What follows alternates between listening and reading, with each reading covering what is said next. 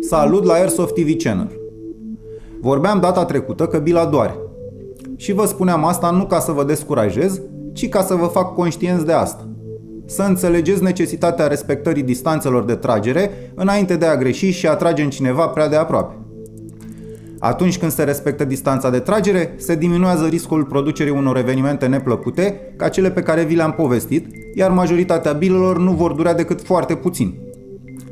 Fiind neexperimentați, veți crede că toate loviturile vor fi mai puțin dureroase și veți tinde treptat să nu mai respectați distanța de tragere. Nu faceți asta. La un moment dat veți răni pe cineva.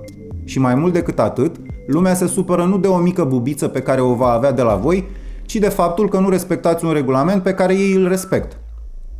De aici vine frustrarea. Ca să o spun pe șleau, cum am mai zis-o, voi nu sunteți mai șmecheri, iar ei nu sunt mai fraieri. Cum lumea respectă un regulament și voi trebuie să îl respectați. Dacă vreți să fiți respectați în Airsoft. Și credeți-mă că veți vrea asta. Ok, nu facem caz dacă aveți med 15 metri, iar voi ați tras din 14 metri. Dar facem mare caz dacă în loc de 15 metri ați tras din 10 metri sau din 2 metri, așa cum am pățit-o eu de câteva ori.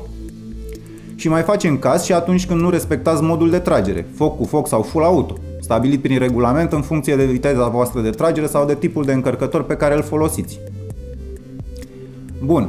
Odată conștienți că bilele dor, sunt convins că nu vă veți dori să mai luați bile în plus după ce ați fost loviți și ați strigat mort. Semnalizați atât vizual cât și vocal faptul că sunteți mort. Vă lovește bila, strigați tare mort sau hit, ridicați mâna sau replica, ieșiți la vedere din cover cu o atitudine clară de scos din joc, puneți cârpa mortului și plecați cât mai repede la respawn.